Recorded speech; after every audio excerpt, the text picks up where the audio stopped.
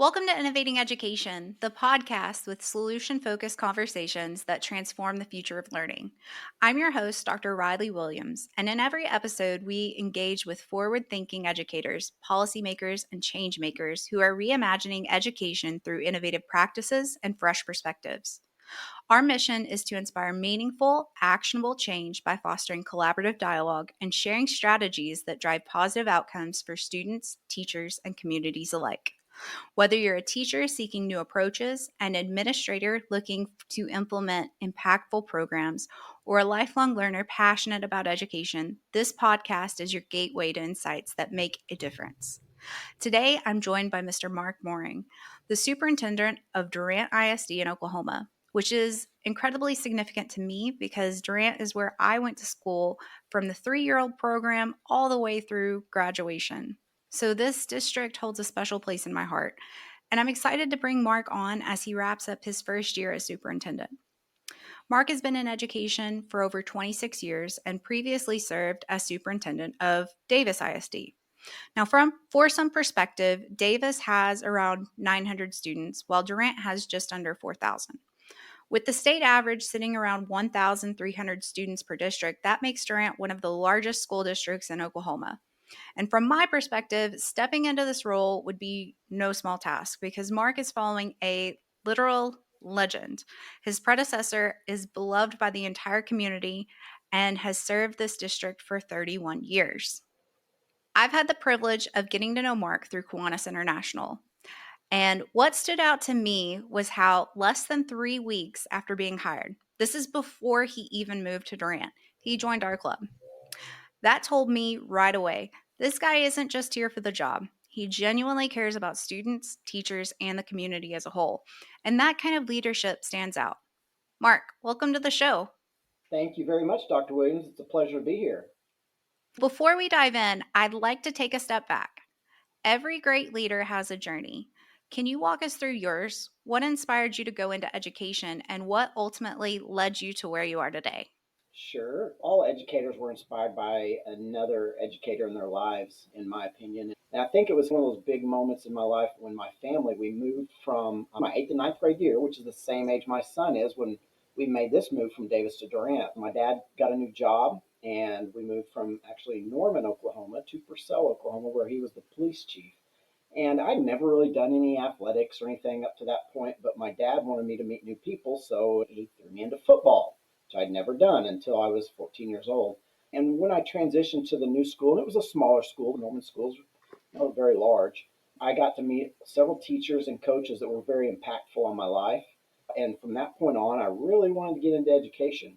I had a little period in college where I thought that I might want to be an attorney at one time, but it just kept pulling on my heartstrings to get into education. So actually, while I was going to the University of Oklahoma, I was doing some field experience and things, but I was also helping some sports teams on the side coach and get my foot in the door and anything you can do. So I think I've done pretty much every job from hanging sheetrock in the summer times to now being the superintendent at Durant Public Schools. It's been a long journey, but it's been very memorable.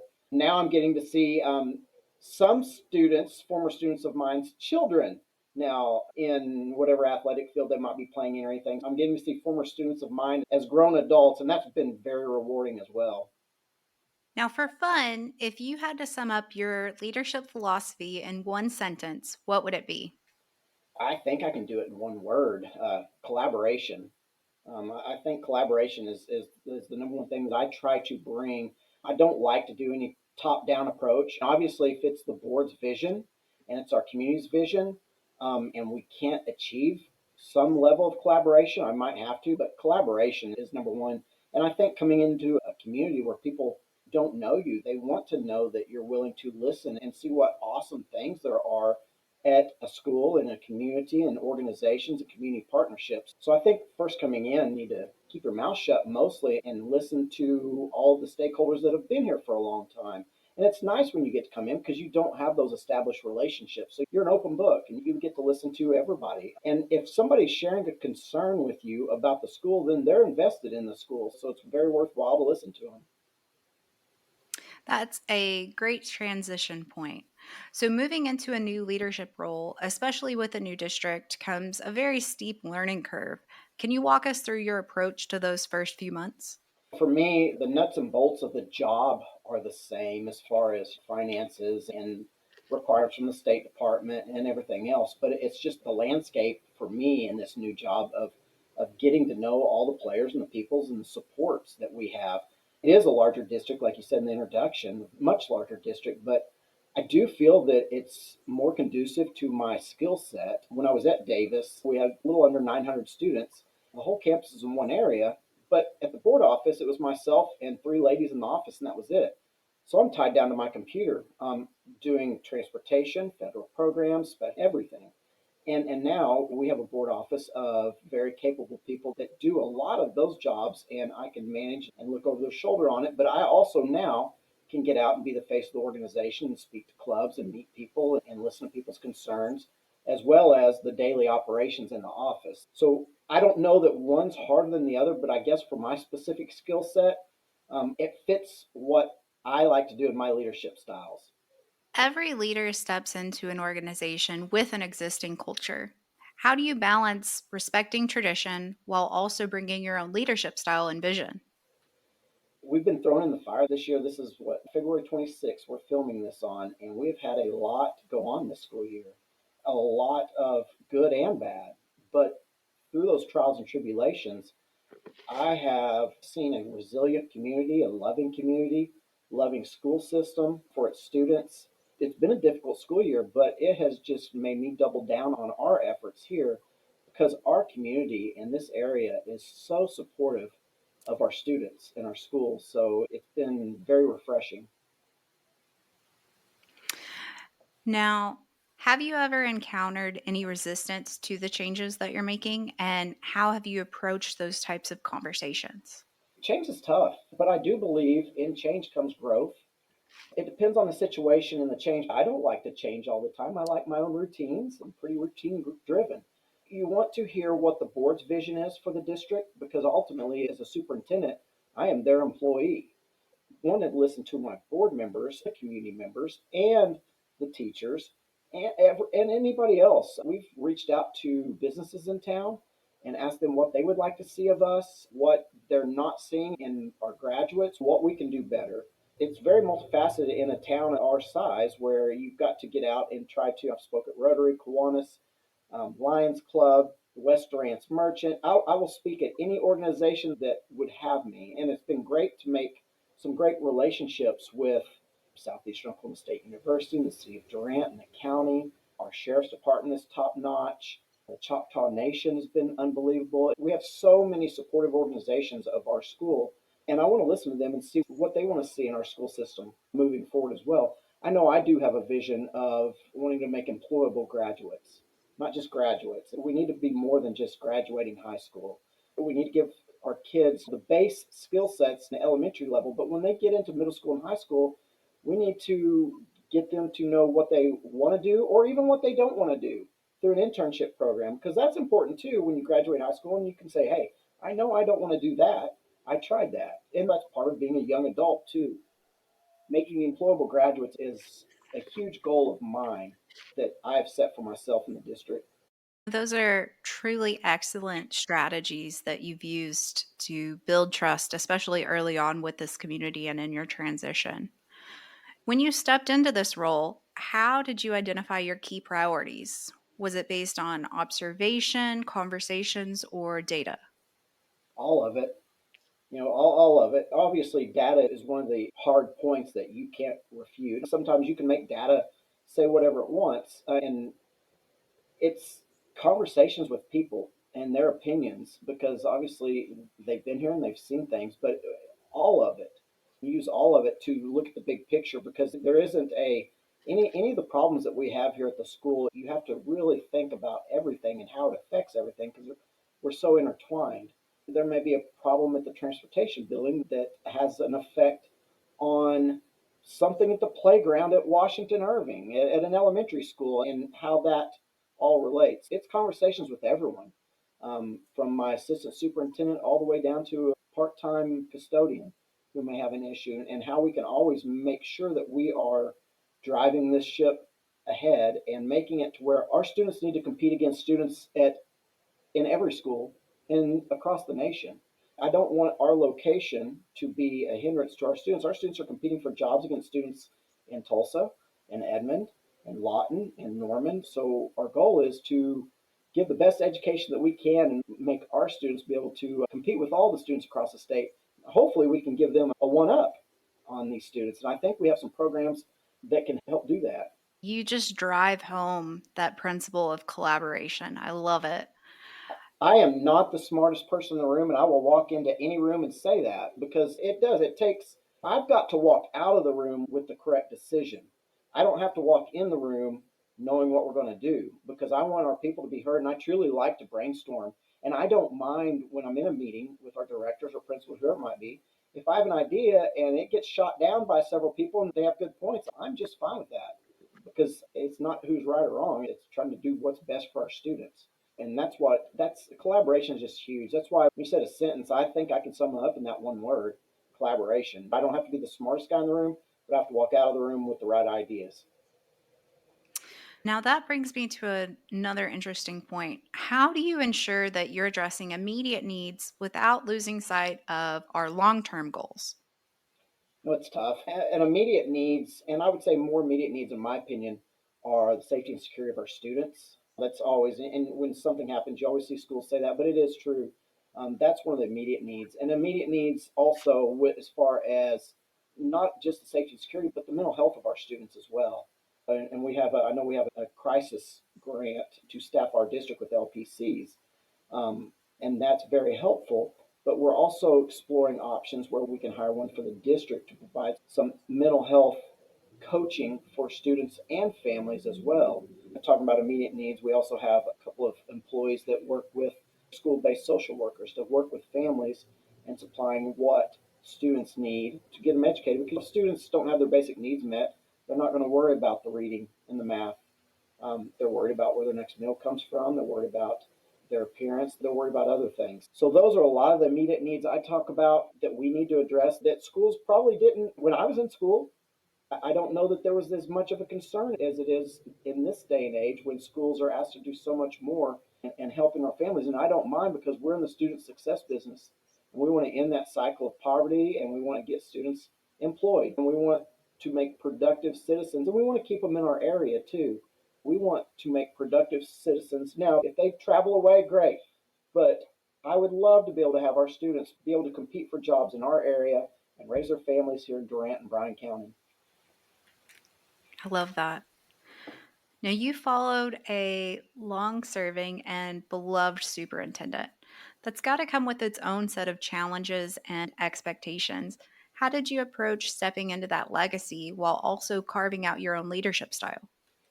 I love Mr. Meredith. Mr. Meredith is just an absolute phenomenal mentor to myself. And it hasn't been a problem or an issue because he's so opening and welcoming. And I think the phone maybe rings twice before he picks up. I don't think it's ever hit a third time. He's all in here still, and he wants what's best for the district too. He's been nothing but helpful. So my relationship with Mr. Meredith and him onboarding me, I followed. I didn't officially start in Durant till July 1st. I was hired on May 8th. As soon as graduation hit at my previous school, I was here. So I was basically Mr. Meredith's shadow from about the middle of May till the time my contract began July 1st. So I was here most of that summer, and he has been nothing but absolutely helpful. So, yes, he is very respected in our community and around the state.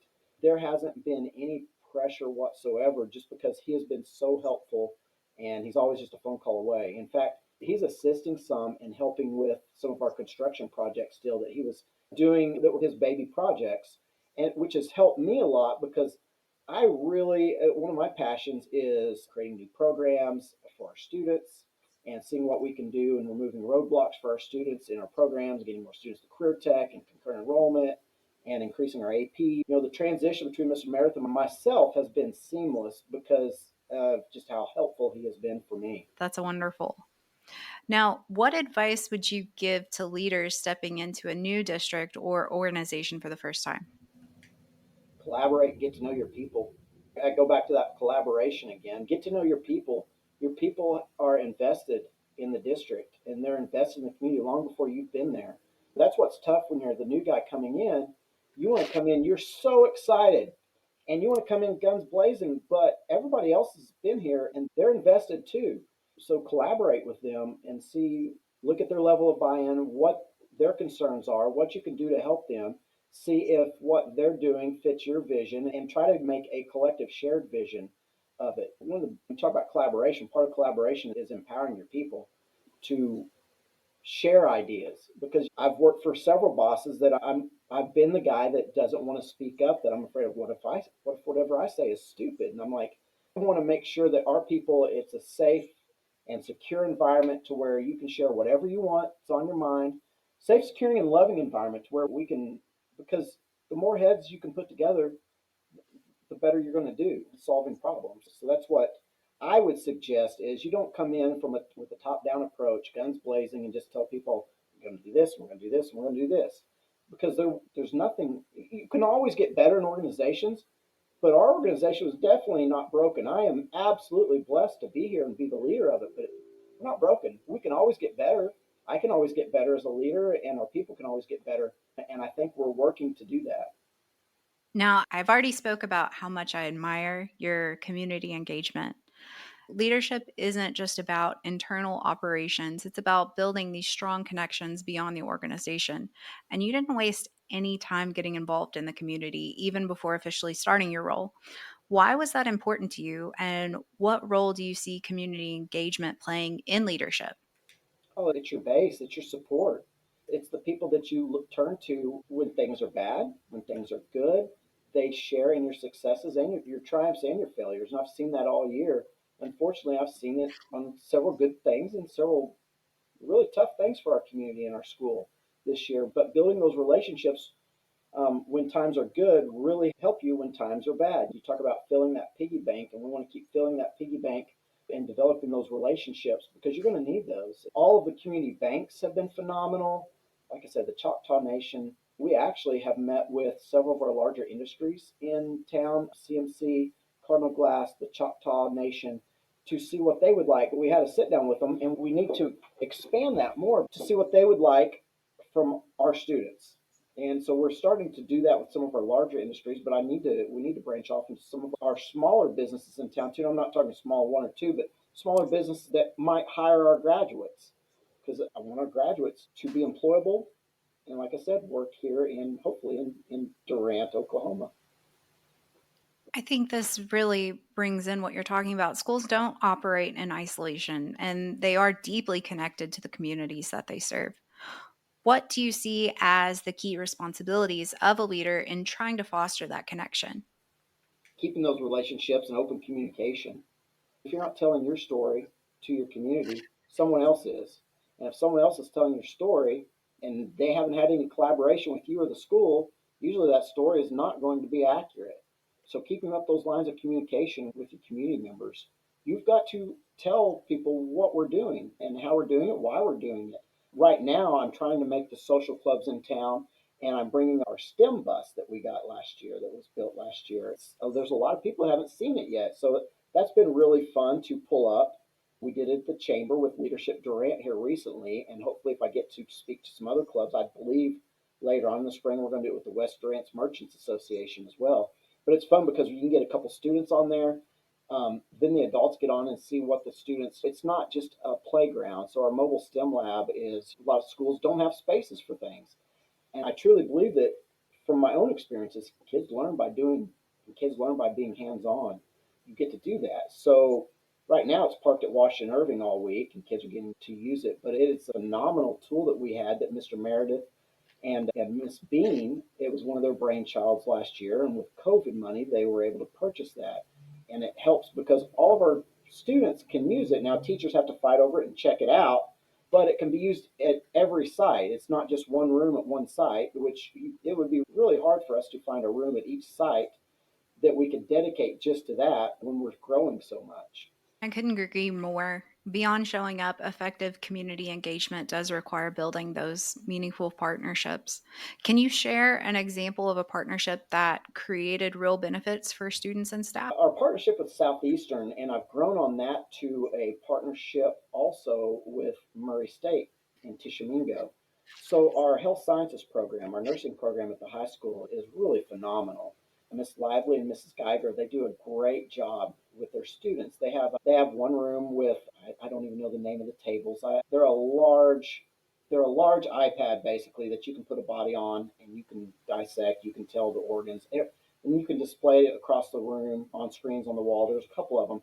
Then they also have a room next door that's a complete hospital room in the high school that they're training these students on. But we've created a partnership with Murray State that it's this year's current freshmen, next year's sophomores. They will start the program in nursing as sophomores. And if they complete it, they will graduate with a high school diploma and an associate's degree in nursing through Murray State. And my goal is they can take that associate's degree from Murray State and roll into the nursing program at Southeastern as well, or go into the job force. So that's something that we just recently did this year. A couple months ago, we signed it as a collaboration it's really between us and Murray State, but Southeastern hopefully will gain a lot of our students that have gone through the program, which helps put our students one up on students at other schools who our students are hopefully those students. And it's pretty intensive as far as the educational rigor of the program, but it helps put our students one up on other students to compete with them for either entrance into Southeastern's nursing program or the job force. I'm jealous. I had a shop class and a home ec class, and that was about it. No, our students, that um, our ag program, our aviation program, where next year we're going to move our aviation program into our old ag facility because our vocational agricultural students in 2 weeks hopefully will be moving into their brand new sparkling facility. And then our aviation students will move into their old facility, and they just got this Tango flight grant where their third and fourth year students will be able to build an airplane over the course of 2 years. And then they can fly it, they can sell it for another airplane, or we can do whatever we choose. But there's several high schools in North Texas, and there's some in Oklahoma as well that are doing the program now. So we're going to offer that next year to our students as well. That's amazing. What do you think schools can do beyond academics to strengthen their role as a central gathering place for families as well as local organizations? It's tough. It's a balancing act because we do have to manage our budgets. And when you open up the schools, you have to pay for custodians. You have to do this and that and the other. There's a balancing act there. But we recently opened up our schools to some community activities, and there are students, but the organization isn't ours for like little league stuff. And we've opened up our gyms for that because they are our students still. They are our community still. So it's really a balancing act and a cost benefit of what we can do. So we are eating some costs on custodial and different things, but our parents of our younger students and our younger parents and families, they don't have to travel out of town as much to attend their children's basketball games. And hopefully we can continue to expand that partnership with our Little League organizations as well. But we take in consideration that when we host events at the school, our town reaps the rewards of that when we bring people in with the school and our tax base and everything else. So we try to host as many things as we can here at the school. We want our schools to be welcoming. We want them to be open. We want people to see our schools, especially like our George Washington Elementary that was just opened up a couple years ago. It's a beautiful elementary school. And our high school, which is 13 years old, I believe now, love to show it off. And I can't wait to show off our new ag facility at our high school as well. Once we get moved in, we plan on having an open house to thank our community because that was actually built with bond money. The district and Mr. Meredith were so fiscally, financially responsible, that ag facility was not even a thought. They maximized the money from former bonds. They had money left over to be able to provide that to our ag students. I was in there last Friday and it is absolutely beautiful. They're putting the finishing touches, hanging some smart boards, installing some welding booths and different things, but I can't wait to open up that to the community as well. Are there any specific programs or initiatives that you think more schools should consider adopting to foster more community connections? I don't know about programs necessarily as much as it is just communication is the key to everything. And that's why I'm trying to get out and talk to as many people as I can. I'm not sure about programs. I know there's some programs out there, but we have to communicate. I almost want to get it to be to the point where when somebody sees their phone and it's, oh my goodness, There's 3 posts today from George Washington over this, that this is getting to be too much. We've got to get it out there and keep it constant and fresh in front of people's faces of all the things that are going on at school, because we want our students to be recognized as well, and we want their hard work to be seen by all the community members. And when we talk about community engagement, it is often focused on adults, parents, business leaders, local organizations, but students are a huge part of that equation. How do you encourage student involvement in the larger community? I want students to be involved in as many activities as possible. Some of the groups that I've seen that have been really involved. Our ag students are phenomenal about different community events and helping families out. They've been great. Our Key Club, an offshoot of Kiwanis, they are very proactive. Our student council with Mrs. Bullard as the sponsor, they are phenomenal in helping put on activities for our students. Those leadership opportunities, I would encourage all students to be involved some way in your high school experience, because you only get that for a certain period of time. I would love to go back, but got to do this adult thing now. The more active they are, the more life lessons they learn as well about hard work and determination. You don't have to be that student making all A's or in all honors class. We can all contribute to our school. We can all contribute to our town, our society. And that's the overriding thing that I'd like to get. Just get out and get involved. Don't be the one that sits back and is not involved, but is just complaining about things. Let's get out and do something about our community and our school. So that's the message I'd like to get to our students. If you could give one piece of advice to a leader stepping into a new role about the importance of community engagement, what would it be? Jump in the deep end with both feet and just go for it. You've got to learn your community. There's no easy way. You can't ease into it. You've got to get out and start shaking hands, kissing babies, talking to clubs. Do it and show that you're bought in. This has been selfishly for me also. I'm a parent and I have 2 children. One of them is a senior and she's still at Davis where I was. And my son is a freshman and he's here. I am so excited about the opportunities that my son has here. So selfishly, I wish my daughter was here too, and I get it, it's her senior year. But my son is going to have opportunities here in Durant that my daughter didn't necessarily have at Davis. And that's not necessarily because Davis is a bad school. It's just we're a larger school with more opportunities for our students. So I'm excited as a parent selfishly for my own son to see his growth. Mark, I have one last question for you. Okay. If you could leave our listeners with one thing, whether it's about leadership, education, anything really, what would that be? Get involved in whatever it is. Mark, thank you so much for your time and insights today. It's been an absolute pleasure to hear your vision and your leadership approach. I have no doubt that Durant ISD is in great hands. And to our listeners, thank you for joining us for another episode of Innovating Education. If you enjoyed this conversation, be sure to subscribe, share, and stay connected with us. Until next time, keep innovating education.